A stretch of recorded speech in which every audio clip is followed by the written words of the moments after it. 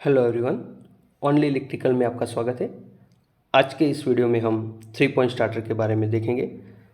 3 point starter में जो ये वीडियो है इसमें हम कौन कौन से पॉइंट कवर करने जा रहे हैं ये देख लेते हैं।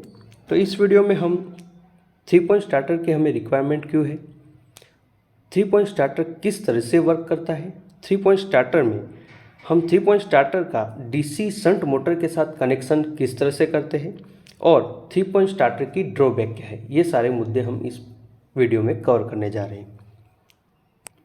तो हमारा फर्स्ट पॉइंट है कि हमें स्टार्टर की रिक्वायरमेंट क्या है। तो जो हमारा 3 पॉइंट स्टार्टर है वो हम डीसी शंट मोटर के साथ यूज़ कर रहे हैं और हम कंपाउंड मोटर में यूज़ करते हैं। तो अगर हम 3 पॉइंट स्टार्टर में डीसी शंट मोटर में पर्टिकुलरली बात करें तो डीसी शंट मोटर का जो हमारा आर्मेचर का वाइंडिंग होता है उसका जो रेजिस्टेंस होता है वो बहुत ही कम होता है, 0.15 ओम के आसपास होता है। अगर मान लो कि हमारी जो मोटर है उसमें हम 230 वोल्टेज डीसी सप्लाई देते हैं और मोटर की स्पीड 600 आरपीएम है, तो मोटर के जो वाइंडिंग है उसमें से फ्लो होने वाला जो करंट होगा वो 120 एम्पियर के करीब होगा। अगर इतना ज़्यादा करंट हमारे मोटर के वाइंडिंग में से अगर फ्लो होगा तो हमारा मोटर जो है वो डैमेज हो जाएगा। तो मोटर को डैमेज होने से बचाने के लिए हम क्या करते हैं कि एक्सटर्नल रेजिस्टेंस जो हम यहाँ R1, R2, R3, R5 देख रहे हैं वो हमारे एक्सटर्नल रेजिस्टेंस है, उसे हम मोटर के जो आर्मेचर है उसके साथ सीरीज में कनेक्ट करते हैं, जिसकी वजह से क्या होगा कि जब हमारा ये हैंडल ऑफ पोजीशन से स्टड 1 पे आएगा तो हमारा जो ये डीसी सप्लाई ऑन करके हमारा जो ये पॉजिटिव है वो हम इन रेजिस्टरों में से होते हुए आर्मेचर को देंगे। तो स्टार्टिंग में जो मोटर में करंट जाएगा वो क्या होगा, लिमिटेड रहेगा। इसकी वजह से क्या होगा कि मोटर में जो वाइंडिंग है वो हाई स्टार्टिंग करंट से जो डैमेज होता था वो अब नहीं होगा। तो मोटर को प्रोटेक्ट करने के लिए फ्रॉम हाई स्टार्टिंग करंट हम 3 पॉइंट स्टार्टर यूज़ करते हैं। अब हमारा जो दूसरा पॉइंट है कि स्टार्टर जो हमारा 3 पॉइंट स्टार्टर है किस तरह से वर्क करता है। तो 3 पॉइंट स्टार्टर में जो यहाँ हम ओवरलोड रिलीज कॉइल देख रहे हैं, यहाँ हम एनवीसी कॉइल देख रहे हैं, ये दोनों कॉइल के बारे में हमने डिटेल में हमारे 2 पॉइंट स्टार्टर वाले वीडियो में एक्सप्लेन किया है। अगर आपने हमारा 2 पॉइंट स्टार्टर वाला वीडियो नहीं देखा तो आई बटन को प्रेस करके आप वो वीडियो देख सकते हैं।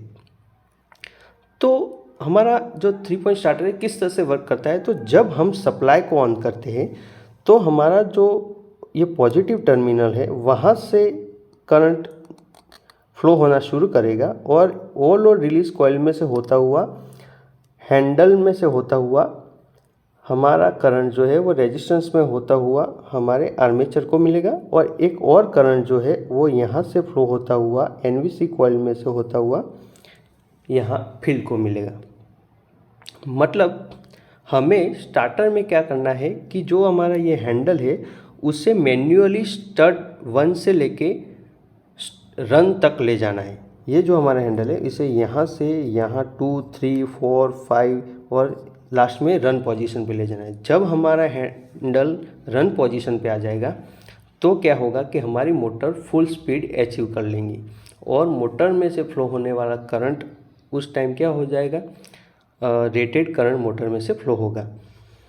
तो मान लो कि हमारा जो ये हैंडल है वो अभी स्टड 1 पे है, तो मोटर में से करंट किस तरह से फ्लो होगा, तो यहाँ से निकलने वाला जो करंट है वो ओवरलोड कॉइल में से होता हुआ हमारे हैंडल से होता हुआ रेजिस्टेंस 1, 2, 3, 4, 5 में से होता हुआ हमारे आर्मेचर को मिलेगा। और एक और करंट यहाँ से जो करंट आ रहा था वो 2 पार्ट में डिवाइड होगा, एक जाएगा आर्मेचर में और दूसरा जाएगा हमारे फील्ड वाइंडिंग में। ये आर्मेचर वाला हमने देख लिया। अब फील्ड वाला करंट किस तरह से मूव करेगा, ये यहाँ से स्टड 1 से होते हुए हमारे एनवीसी कॉइल में से होते हुए फील्ड वाइंडिंग को मिलेगा। अब जब हमारा ये जो हैंडल है वो यहाँ 3rd स्टड पे आ जाएगा तो उस वक्त करंट किस तरह से फ्लो करेगा, तो करंट यहाँ से आएगा यहाँ से होते हुए रेजिस्टेंस 3, 4, 5 में से जाके आर्मेचर को मिलेगा और यहाँ से जो करंट है उसका दूसरा पार्ट रेजिस्टेंस R1 और R2 में से होते हुए NVC कॉइल में से होते हुए फील्ड को मिलेगा। मतलब जैसे जैसे हम हैंडल को मूवमेंट कराते हैं वैसे वैसे क्या होता है कि आर्मेचर के साथ जो रेजिस्टेंस जुड़ा हुआ है वो कट आउट होता जा रहा है और फील्ड के साथ रेजिस्टेंस ऐड होता जा रहा है। हमारा जो हैंडल है वो हम रन पोजीशन पे लाके रख देते हैं तो क्या होगा, हमारा जो करंट है वो अब आर्मेचर में फ्लो होने वाला करंट यहाँ से होते हुए हमारे आर्मेचर में जाएगा और जो फील्ड वाला करंट है वो 5, 4, 3, 2, 1 में से होते हुए NVC कॉइल में से होते हुए हमारी फील्ड वाइंडिंग में जाएगा।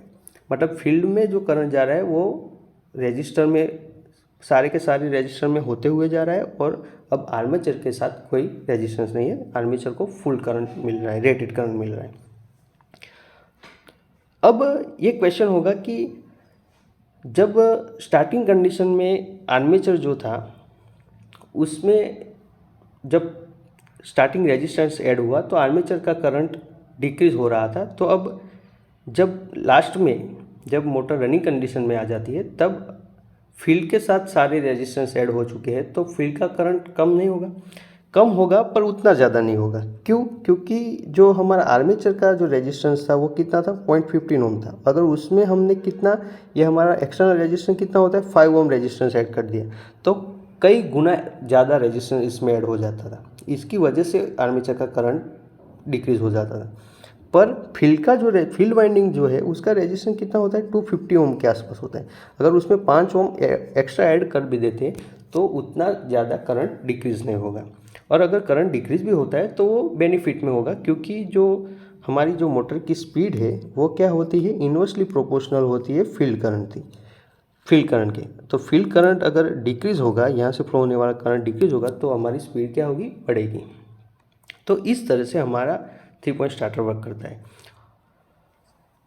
अब हमारा जो डीसी शंट मोटर है उसे हम 3 पॉइंट स्टार्टर के साथ किस तरह से कनेक्शन करते हैं ये देख लेते हैं।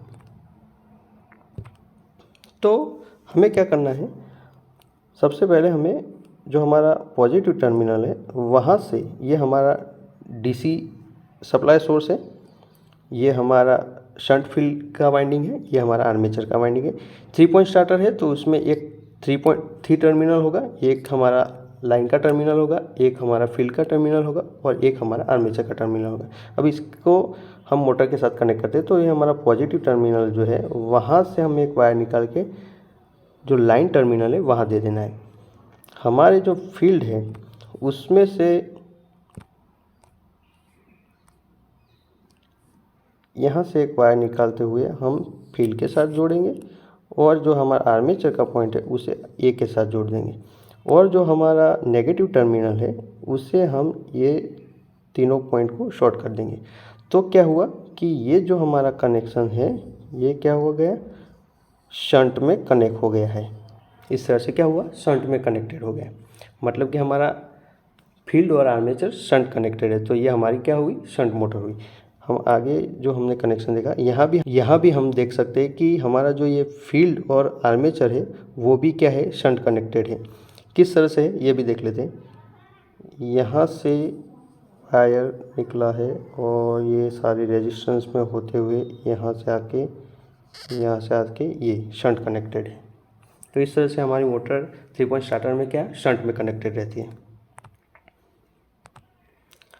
तो ये हमारा डीसी शंट मोटर के साथ 3 पॉइंट स्टार्टर का कनेक्शन हो गया। अब ड्रॉबैक क्या है, ड्रॉबैक में क्या है कि अगर हम डीसी शंट मोटर को 230 वोल्ट सप्लाई देते हैं और इस तरह से 3 पॉइंट स्टार्टर के साथ कनेक्ट करते हैं तो जो मोटर की स्पीड हम अचीव कर सकते हैं वो होगी हमारी रेटेड स्पीड।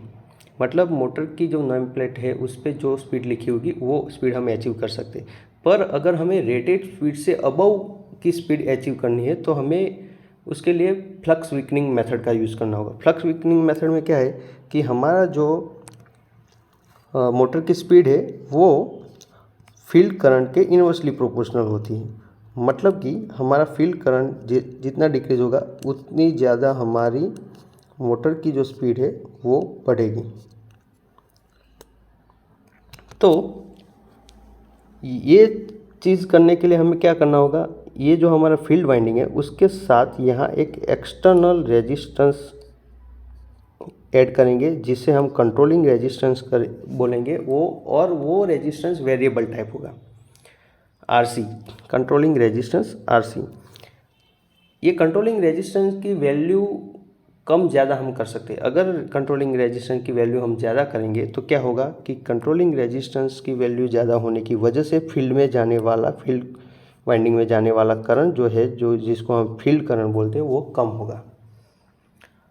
तो क्या होगा कि फील्ड में जाने वाला करंट कम होगा तो हमारा जो फील्ड वाइंडिंग है वो हमारे एनवीसी कॉइल, जिसको हम होल्डिंग कॉइल बोलते हैं ये वाली, उसके साथ सीरीज में जुड़ा हुआ है।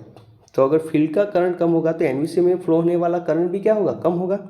और एनवीसी कॉइल जो है उसका काम क्या था कि एनवीसी कॉइल हमारा जो ये हैंडल है उसको यहाँ रन कंडीशन में क्या करती थी, इलेक्ट्रोमैग्नेट बना के सॉफ्ट आयरन को चिपक के रखती थी। तो एनवीसी कॉइल में से फ्लो होने वाला करंट अगर घटता है तो एनवीसी कॉइल का इलेक्ट्रोमैग्नेटिज्म जो बना हुआ था वो क्या होगा, डीमैग्नेटाइज होगा। तो डीमैग्नेटाइज होगा तो वो जो मैग्नेट बना है वो कम होने लगेगा, और मैग्नेट कम होने की वजह से क्या होगा, यहाँ स्प्रिंग लगी हुई है हैंडल के साथ, तो हैंडल का जो स्प्रिंग का फोर्स होगा वो क्या करेगा, हैंडल को वापस से ऑफ पोजीशन पे ला देगा। अगर जो हैंडल का स्प्रिंग का जो फोर्स है वो अगर जो हमारी होल्ड ऑन कॉइल, जो इसे हम एनवीसी कॉइल बोलते हैं, उसके इलेक्ट्रोमैग्नेटिक फोर्स से ज़्यादा हो गया अगर स्प्रिंग का फोर्स, तो हमारे जो मोटर है उसका जो हैंडल है वापस से ऑफ पोजीशन पे आ जाएगा। यहाँ जो हैंडल था वो क्या हो जाएगा, यहाँ आ जाएगा।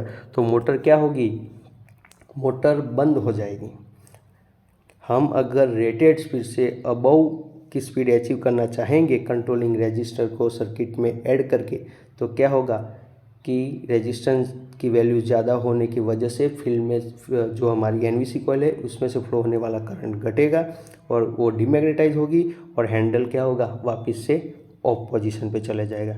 तो ये हमारे 3 पॉइंट स्टार्टर की क्या है, ड्रॉबैक है। 3 पॉइंट स्टार्टर से हम रेटेड स्पीड तक अचीव कर सकते हैं, पर रेटेड स्पीड से ज़्यादा स्पीड अचीव हम नहीं कर सकते। तो इसे बोलते हैं 3 पॉइंट स्टार्टर की ड्रॉबैक। और 3 पॉइंट स्टार्टर की जो ड्रॉबैक है उसे ओवरकम करने के लिए हमने क्या किया है, तो हमने 4 पॉइंट स्टार्टर बनाया। तो 4 पॉइंट स्टार्टर के बारे में हम अगले वीडियो में देखेंगे। अगर इस वीडियो में आपको कहीं क्वेश्चन या क्वेरी है तो आप मुझे कमेंट में बता सकते हैं, और इस वीडियो को लाइक कीजिएगा, शेयर कीजिएगा और चैनल को सब्सक्राइब कीजिएगा। Thank you very much.